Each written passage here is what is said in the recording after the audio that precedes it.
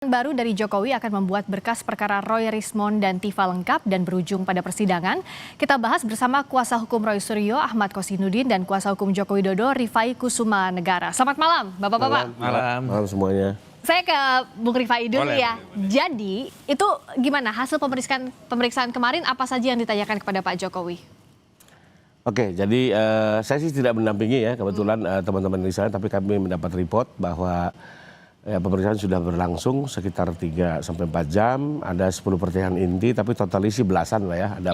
Karena ada pertanyaan pembuka penutup. Ya, betul tadi oleh rekan Yakub disampaikan, intinya mendalami lagi, mendetailkan setiap peristiwa ya. Seperti misalnya skripsi itu bagaimana proses pembuatan judul, lalu kapan diserahkan. Ya. Dulu kan mungkin pertanyaan hanya umum-umum aja, betul skripsi. Nah, sekarang didetailkan satu persatu, termasuk juga sebenarnya yang didalami adalah terkait dengan objek yang kita laporkan, misalnya dilihat langsung kata-kata mana yang membuat Anda misalnya merasa harkat martabatnya terhina gitu ya, atau mana yang fitnah, mana yang penghinaan, itu satu persatu dibuka dan dibedah satu persatu. Jadi memang lebih sifatnya sih sama, keterangannya nggak jauh, tapi didetailkan saja. Apakah Bung Kosinudin melihat artinya pemeriksaan sebelumnya terburu-buru, tidak teliti? Ya, dua hal ya yang terkonfirmasi ya. Pertama, memang itu terburu-buru. Yang kedua, justru ini adalah bagian dari tindak lanjut pertemuan sejumlah tokoh nasional, termasuk tim kami, Pak Abraham Samad, dengan Presiden Prabowo Subianto di 30 Januari yang lalu. Dan di antara pertemuan tim kami dengan Presiden, di antaranya adalah keluhan tentang soal kriminalisasi termasuk kasus ijazah palsu. Dan memang ada pesan dari arahan Presiden agar penanganan kasus ini harus hati-hati, tidak boleh kemudian dilakukan secara serampangan, katakanlah demikian. Dan memang setelah itu di tanggal 2 Februari 2026, kemudian Humas Polda Metro Jaya, Kombes Pol Budi Hermawan, mengkonfirmasi berkas telah dikembalikan oleh jaksa. Dan menariknya memang ada 3 petunjuk penting dari jaksa. Yang pertama, melakukan pendalaman terhadap keterangan saksi. Yang kedua, melakukan pendalaman terhadap keterangan ahli. Dan yang ketiga, melakukan pendalaman terhadap keterangan bukti-bukti. Dan dalam konteks ketiga itulah kami kemarin sudah mendatangi Polda Metro Jaya untuk memastikan bukti laboratorium forensik itu harus ditempuh proses yang independen, karena setidaknya bukti yang independen itulah akan mengkonfirmasi bahwa memang sudah ada pembuktian yang paripurna, sehingga tidak versi dari penyidik saja, sehingga klien kami diberi ruang untuk membela diri bahwa penelitiannya itu memang ilmiah, dibuktikan dengan tim independen juga bisa melakukan penelitian dan hasilnya juga bisa dikomparansikan begitu. Nah, adapun terkait pemeriksaan dalam konteks saksi dalam ini saksi pelapor, itu juga tidak lepas dari petunjuk jaksa, di mana salah satunya adalah melakukan pendalaman terhadap keterangan saksi-saksi. Ada 2 saksi tentu yang relevan. Yang pertama saksi pelapor itu sendiri, dan memang apa yang terjadi itu sebenarnya mengkonfirmasi banyak sekali anomali dan kontradiksi dalam pemeriksaan. Misalnya kalau kita bicara tentang status atau riwayat akademik Joko Widodo itu kan dari versi UGM saja berbeda. Misalnya Prof. Ova Emilia dalam 2 keterangan resmi itu menyebut 2 tanggal kelulusan yang berbeda. Yang pertama disebut 5 November 85, yang kedua 23 Oktober 85. Tentu hal-hal yang demikian kan perlu didetailkan, dikonfrontasi kepada pihak yang lulus. Ini yang benar mana? Misalnya juga soal KKN, versi Bareskrim dengan versi pelapor saudara Joko Widodo kan berbeda, ada 85 dan kemudian 83, yang benar yang mana. Nah, termasuk soal-soal berkaitan dengan misalkan skripsi. Skripsi itu ada banyak anomali dan kontradiksi. Anomalinya misalnya tidak ditandatangani, apakah itu lazim, apakah itu sebuah penyimpangan, saudara sendiri dulu menerimanya, apakah ada tanda tangan atau tidak. Tentu ini kan perlu diklarifikasi. Agar apa? Agar menjadi jelas dalam proses penyidikan ini apakah benar saudara Joko Widodo itu telah menempuh studi yang benar di UGM, memiliki ijazah yang benar di UGM, sehingga katakanlah ketika ada penelitian yang menyimpulkan ijazah saudara Joko Widodo itu palsu, dianggap telah merendahkan dirinya serendah-rendahnya atau menjatuhkan kehormatannya sehina-hinanya. Nah, itu yang saya pikir perlu didalami. Ke Bung Rifai, apa tanggapannya soal tadi keraguan-keraguan dan ada bukti-bukti yang tidak dianggap sinkron begitu? Ya, kembali lagi, ini kan sebenarnya kan proses petunjuk dari jaksa ini sesuatu yang sebenarnya alamiah lah ya. Karena bagaimanapun ini kan sekarang polisi ingin menyerahkan seluruh berkas tanggung jawab kepada jaksa. Sebelum jaksa mengambil alih, tentunya ya jaksa juga akan melihat dulu apa nih yang akan kami ambil alih kan begitu kan. Dan dia juga melihat dari berbagai angle, termasuk juga melakukan check and balance. Itulah tujuannya kenapa ada proses pratut seperti pra-penuntutan ya. Dan di sini rupanya jaksa akan melihat ini perlu dilengkapi lagi. Karena apa? Nanti setelah ini kan jaksa selanjutnya akan membawa ini ke persidangan. Ya. Beliau yang akan bertarung di persidangan. Tentunya misalnya beliau minta ini dilengkapi, ditambahkan pun itu sesuatu yang wajar untuk istilahnya lebih kurang melengkapi seluruh peralatan yang dia perlukan untuk nanti bertarung di persidangan. Jadi memang ini alamiah dan perlu disupport ya, apapun yang diminta oleh jaksa sepanjang memang logis berdasar hukum kita support ya. Dan kalau saya lihat khususnya untuk yang Pak Jokowi, menurut saya juga pertanyaan-pertanyaan sangat wajar ya. Dan ini sebenarnya kan nantinya membuat jaksa sendiri menjadi confirm untuk bisa nanti menjalani persidangan. Dan dia harus bertanggung jawab sampai kasasi kan. Panjang proses ini. Makanya kami mensupport apapun yang diminta jaksa untuk bisa lebih didalami ya. Termasuk juga ada beberapa mungkin tambahan selain soal pendalaman. Terkait dokumen-dokumen juga ada beberapa yang ingin dia konfirmasi lagi. Termasuk mungkin juga ada beberapa data yang agak berbeda tadi ya. Itu juga memang harus diluruskan. Cuma kan kembali lagi, ini kan peristiwa 41 tahun yang lalu. Jadi wajar aja orang mungkin salah membaca atau slip tongue. Tapi kan kembali lagi ya, dicari yang benarnya seperti apa sih sebenarnya gitu ya. Agar nanti dakwaannya lebih rigid, lebih jelas. Gitu. Kalau sekarang kan harusnya masing-masing pihak ini bersiap-siap untuk adu bukti, di mana lagi kalau bukan di persidangan begitu. Kalau dari pihak Anda apa sih sebenarnya yang ingin ditunjukkan yang belum sempat ditunjukkan sampai ke gelar perkara khusus dan proses yang sudah dilalui? Saya meluruskan bahwa proses untuk adu bukti itu tidak harus menunggu nanti di persidangan. Justru di tahap penyidikan inilah para pihak itu diberi kesempatan yang seimbang, equal, agar apa? Kalaulah ya perkara ini memang tidak layak, ya tidak perlu dipaksakan. Di mana belum equal pada saat penyidikan? Ya, misalnya harus ada saksi-saksi yang relevan, yang diterima, diakomodir. Termasuk juga tentang tes laboratorium forensik independen gitu. Terlepas memang tidak diatur KUHP, tapi faktanya ada presiden penyidik bisa mengambil kebijakan tanpa mengikuti KUHP juga terjadi, misalnya saat memberikan akses kepada dokumen bukti ijazah saat gelar perkara khusus, itu kan tidak diatur di KUHP. Bahkan dibuka segelnya, itu kan sebenarnya bertentangan dengan KUHP. Tetapi kebijakan penyidik demi equalnya ternyata dilakukan. Saya pikir tahapan itu bisa naik. Tapi yang menarik lagi, sebenarnya baliknya berkas ini kan mengkonfirmasi memang yang kami sebut kritik terhadap SOP Solo. Jadi proses penyidikan tidak tunduk pada prosedur KUHP, baik yang lama maupun yang baru ya. Undang-Undang nomor 20 tahun 2025 yang berlaku 3 Maksudnya Januari. SOP Solo gimana? Maksudnya ya prosedur beracaranya mengikuti arahan Joko Widodo. Misalnya begini, kan pasca gelar perkara khusus itu kan jelas. Kesimpulannya penyidikan firm, tidak dihentikan karena mereka percaya diri. Agenda lanjutannya adalah sesuai dengan permintaan tersangka melakukan pemeriksaan kepada sejumlah saksi yang meringankan dan ahli dari tersangka. Sudah. Tapi tiba-tiba ada peristiwa 2 orang yang berdamai ke Solo dapat hadiah SP3 itu. Tiba-tiba berkas dilimpahkan. Harusnya dilengkapi dulu. Itu kan menunjukkan bahwa memang ada semacam tekanan psikologi seolah-olah kalau yang lainnya tidak mengambil restoratif justice maka kalian akan disidang, kalian akan masuk penjara. Nih loh, berkas sudah dilimpahkan. Padahal harusnya saat itu prosedurnya yang harus dilakukan oleh penyidik Polda Metro Jaya bukan melimpahkan karena memang belum lengkap. Karena Polda sendiri menyatakan harusnya melengkapi saksi dan ahli. Saya mau konfirm dulu soal SOP Solo tadi yang diragukan oleh Bung Kosinuddin. Ya ini kan kembali lagi pendapat ya.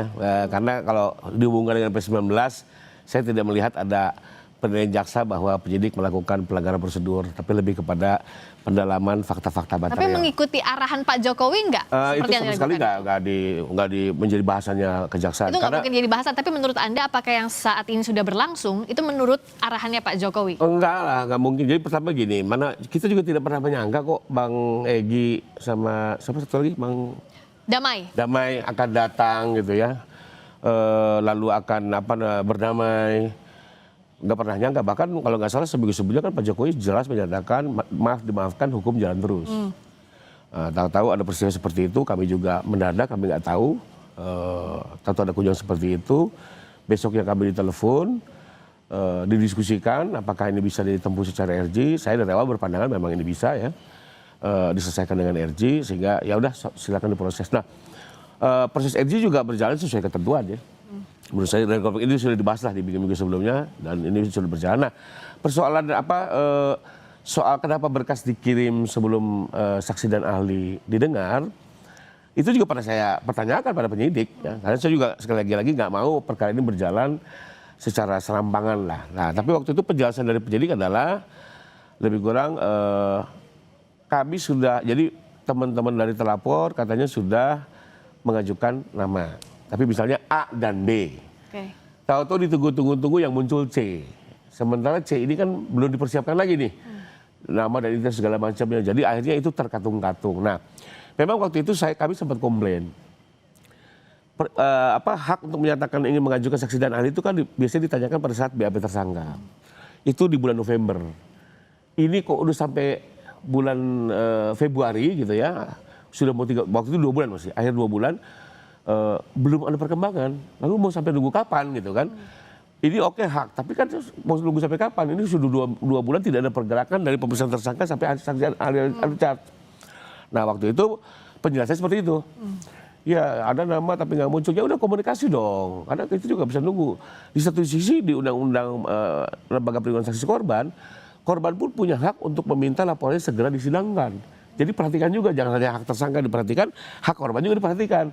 Tapi kami tetap minta mereka seimbang.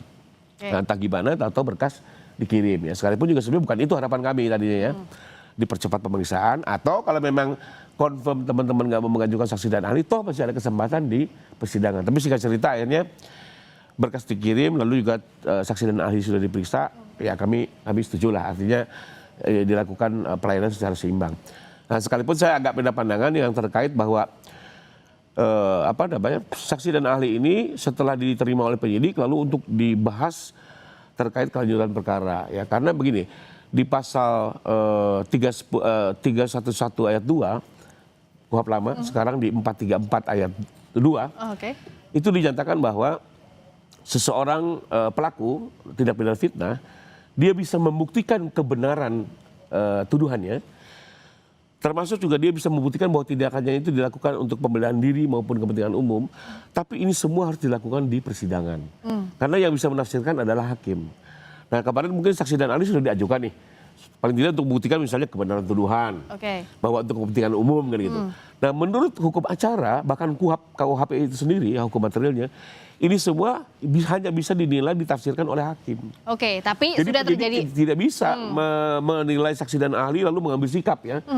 Yang bilang apa hukumnya sendiri. Dan ini merupakan ketentuan khusus dari delik fitnah maupun penghinaan. Nah sekarang apa sih yang disiapkan oleh masing-masing kubu, baik itu Bung Roy CS maupun kubunya Pak Jokowi dalam proses selanjutnya itu apa? Sambil menunggu lengkap atau tidaknya nanti berkas yang akan diserahkan ke kejaksaan. Kita akan bahas usai jeda, tetap di Sapa Indonesia Malam. Kembali di Sapa Indonesia Malam masih membahas episode kesekian kasus ijazah Jokowi yang masih belum selesai sampai sekarang. Masih bersama Bung Kosinudin juga Bung Rifai. Jadi sekarang ini kan kita nunggu lagi nih apakah berkasnya P21 atau P19 lagi harus dilengkapi lagi. Tapi apa sih sebenarnya nextnya yang disiapkan oleh timnya Bung Roy Suryo CS deh? Kemarin kan kritiknya adalah kayak radio gitu, hanya sepihak saja. Kalau sekarang apa sih yang di? Iya, kalau dalam konteks menilai bukti memang kewenangan hakim, tapi menghadirkan bukti dalam proses penyidikan itu sangat krusial bagi kami. Setidaknya apa yang dinilai hakim nanti tidak ansih bukti yang disediakan oleh jaksa atau yang sampai sekarang masih belum cukup menurut Anda? Kalau kita uji dari sisi kesetimbangan kan ada 22 ahli dari kubu penyidik, ada misalkan 130 saksi, ada 719 bukti, itu kan baru dari versi mereka begitu. Walaupun tidak vis-a-vis kemudian disamakan gitu, setidaknya kami memberikan bukti-bukti baik keterangan ahli, saksi atau bukti yang lain yang setidaknya dari sisi kualitas itu bisa mendelegitimasi pembuktian dari pihak pelapor gitu. Karena kalau kita kembalikan ke soal ijazah itu kan sebenarnya hal yang paling krusial itu apakah ijazah tersebut sah atau tidak, asli atau tidak. Makanya ada banyak bukti yang sebenarnya saya sempat kritik itu kayak kebanyakan penyedap rasa karena tidak terlalu relevan begitu. Misalkan panggilan Jokowi itu Jack dulu, apa kaitannya dengan pembuktian sah atau tidaknya begitu. Tapi ya lagi-lagi karena ini kalau saya lihat memang akhirnya bukan lagi hanya memberikan bukti agar dinilai oleh hakim, tapi bertarung narasi untuk meyakinkan publik tentang apakah ijazah ini bermasalah atau tidak. Dan itu juga yang dilakukan oleh kubu Jokowi. Sehingga mereka misalnya hari ini kan tidak hanya Bang Rifai yang bertarung, ada relawan ini, relawan itu. Tapi di kami tidak sama sekali, karena yang bertindak untuk dana atas sama tim kami hanyalah orang-orang yang ada relevansinya dengan perkara, ini kuasa hukum. Entah dari kuasa hukum grupnya Refli Harun atau grup kami begitu. Dua-duanya sama. Tapi kalau kubu Jokowi kan dia ada Andi Aswan, ya relawan-relawan, ada relawan Jokowi, Jokowi Mania, Bara JP, macam-macam begitu. Lalu kami menyimpulkan, ya satu sisi memang kami ingin meyakinkan hakim, termasuk sisi yang lainnya adalah jaksa, termasuk publik. Kenapa demikian? Karena hari ini kita tidak hanya fokus pada penilaian hakim saat nanti diadili. Karena dalam konteks perkara bolak-balik ini, jaksa juga punya kewenangan menilai. Kalau jaksa menyatakan ini tidak layak untuk dituntut, dia bisa terbitkan SKPP, surat keputusan untuk penghentian penuntutan, sebagaimana SP3 kalau itu di kepolisian. Bahkan kalau perkara ini misalnya tidak layak karena memang ini tarikannya begitu luas, Jaksa Agung bisa turun gunung, terbitkan deponering, penyampingan kasus demi kepentingan umum misalnya begitu. Nah di titik itu kami pikir bahwa bukan soal bahwa ini dihentikan, ya, tapi kami ingin membuktikan bahwa orang yang melakukan penelitian tidak layak, kendati katakanlah kalaupun itu penelitiannya keliru. Tapi hari ini kan belum bisa dibuktikan bahwa penelitian itu keliru karena belum pernah ada pembuktian di persidangan. Dan ini yang kami siapkan, seluruh materi yang ada. Tapi yang paling penting ya saya ingin tegaskan lagi kenapa kami selalu mengatakan ini SOP Solo dan sebagainya. Itu kan kronologisnya kelihatan banget. 8 Januari pergi ke Solo. Kemudian 13 ada permohonan Reto Jatis. Saat yang sama kemudian berkas yang di klaster kedua dilimpahkan walaupun belum lengkap sebenarnya. Kemudian 15 keluar SP3, 15 Januari keluar SP3. Kemudian kami ya yang di klaster pertama Kurnia, Rustam dan juga Rizal Ferdila kemudian diperiksa lagi. Setelah apa? Begitu masifnya kubu-kubu Jokowi itu menawarkan promo restoratif justice. Saya bahasakan begitu. Kenapa? Umumnya kan yang harusnya minta restoratif justice itu kan tersangka karena merasa bersalah agar kasus ini nggak lanjut, lebih baik yuk dihentikan. Tapi kenapa ini malah dari relawan-relawan Jokowi yang begitu ya promo. Nah, kami menilai bahwa ada soal kalau ini di bawah persidangan. Baik secara substansi maupun secara legitimasi Jokowi. Secara substansi tentu Joko Widodo sendiri kan tak terlalu yakin kalau ini dibawa ke pengadilan bisa meyakinkan publik. Kalau hakim mungkin bisa karena gini ya nalar publik itu kalau perkara ndak adil ya hakim sekarang udah banyak kasus sih gitu. Silakan tanggapi tadi soal SOP Solo dan juga dianggapnya promo, obral promo restoratif justice. Klarifikasi. Kalau yang SOP Solo udah dijelasin tadi ya bahwa dalam pandangan kami itu semua tetap ya ke bawah tidak ada itu SOP. Dan itu prosedural, memang prosedural RJ seperti itu dan di catatan P19 juga nggak menjadi persoalan. Tidak keberatan juga dengan adanya 2 RJ ya dari pihak kejaksaan. Nah yang soal kembali lagi soal promo ya saya kembali lagi sebenarnya itu kan bukan statement dari kami ya. Kalau penasihat hukum kami nggak pernah menawar-nawarkan tapi apa yang dilakukan oleh relawan ya itu juga di luar kompetensi kami untuk menilai. Tapi kalau dari kami sih clear yang kami dapatkan dari Pak Jokowi adalah kembali lagi seminggu sebelum terjadinya perdamaian di Solo kami malah dapat konfirmasi lebih kurang dimaafkan selesaikan secara hukum. Sehingga kami juga waktu itu tidak melihat ada peluang-peluang RJ. Termasuk waktu diinformasikan tentang RJ kami juga sedikit mendebate gitu ya. Karena permintaan Pak Jokowi kan awalnya adalah dibuat ARP ini tidak lain tujuannya agar persoalan ijazah clear and clear dikuatkan oleh putusan pengadilan yang berkekuatan hukum tetap ya. Kedua nama baik beliau dipulihkan. Kenapa perlu ada putusan pengadilan? Karena ini jangan sampai 2 tahun hilang isu, tahun ketiga atau 3 tahun lagi muncul lagi dengan pemain baru. Nah nggak selesai berita-berita ini. Nah lalu pada saat masuk RJ kita tanya, ini maksudnya arahnya seperti apa? Karena kalau bisa RJ semua tujuan utama kan tidak tercapai. Beliau bilang enggak, ini kan masalah kemanusiaan, masalah karena beliau sakit dan segala macamnya. Selanjutnya silakan jalan. Jadi tidak ada promo itu ya? Nah makanya saya juga agak aneh gitu ya, atau ada promo-promo gitu ya, tapi ya, bukan promo lah mungkin hanya tawaran. Saya melihatnya selalu pandangan positif lah sisi kemanusiaan. Karena begini, perdamaian juga sebenarnya juga keberhasilan atau titik tertinggi sebuah penyelesaian hukum. Ya, tapi terlepas dari soal mencari tujuan agar nama baik dipulihkan. Jadi kembali lagi. Kalau kami sih sampai hari ini juga nggak ada lagi arahan untuk membuka peluang. Tapi kembali lagi saya juga nggak bisa nutup. Tahu-tahu misalnya nih lagi Ramadan, tahu-tahu ada lagi tambah 3. Kami kan sebagai lawyer nggak mungkin nolak. Tapi kalau klaster Anda tidak ada ya, tidak akan tertarik untuk RJ itu ya? Ya, singkat. Tidak ada, tapi kembali kalau apa yang disampaikan Joko Widodo kan terkenal dengan the man of contradictive gitu loh. Nah, saya mengutip pernyataan Saiful Huda ya dari ex relawan Jokowi, ya dari Harimau Jokowi. Dia menyatakan ya terbiasa memanipulatif. Nah, terbukti tidak ada kata maaf iya, tapi proses hukum jalan terus. Buktinya juga enggak terjadi restoratif justice, SP3 selesai. Artinya memang hari ini kita tidak bisa melihat ini ansih dalam konteks apa yang dibicarakan, tetapi apa yang dilakukan. Dan yang paling penting saya pikir, kalau kita bicara SOP Solo ya, pemeriksaan Joko Widodo di Solo itu juga bagian dari itu. Kenapa? Semestinya kalau dia siap ya ke 7.000 kecamatan, 518 kota atau kabupaten, bahkan setidaknya 38 provinsi untuk PSI. Kenapa dia tidak bisa datang ke Polda Metro Jaya? Tapi pihak Anda bersikukuh bahwa tidak ada itu ya, semua based on prosedur yang semestinya. Termasuk yang dari pemeriksaan di Solo, jadi saya perlu sampaikan, kemarin pun yang diperiksa bukan hanya Pak Jokowi. Tapi ada puluhan saksi. Karena memang ini mayoritas saksi orang Jogja dan Solo. Sehingga polisi untuk membantu pelayanan memusatkan pemeriksaan di Solo. Mari kita akan lihat episode selanjutnya. Proses pembuktian masih panjang nampaknya. Terima kasih banyak Bung Kosinudin, terima kasih juga Bung Rifai sudah hadir di Sapa Indonesia.